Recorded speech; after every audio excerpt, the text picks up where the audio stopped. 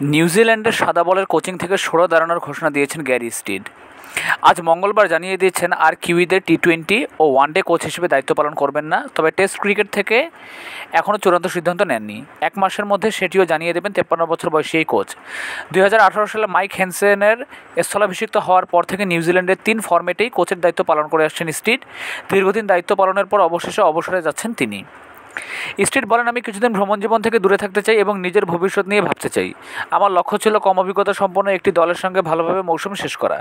গত 6-7 মাস ধরে আমরা প্রায় নিরবচ্ছিন্নভাবে ক্রিকেট খেলছি, সেপ্টেম্বর থেকে শুরু করে এখনও পর্যন্ত। এখন আমি নিজের ভবিষ্যৎ বিকল্পগুলো বিবেচনা করতে চাই। আমি মনে করি আমার কোচ হিসেবে আরও কিছু দেওয়ার আছে, তবে সব ফরম্যাটই প্রধান কোচ হিসেবে নয়।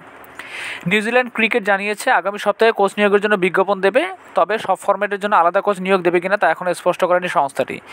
স্টিডের অধীনে 2019 বিশ্বকাপ, 2022 টি-20 বিশ্বকাপ এবং চলতি বছরের চ্যাম্পিয়ন্স ট্রফির ফাইনাল উঠেছে নিউজিল্যান্ড। তার সবচেয়ে বড় সাফল্য বিশ্ব টেস্ট চ্যাম্পিয়নশিপের উদ্বোধনী আসরের শিরোপা জয়।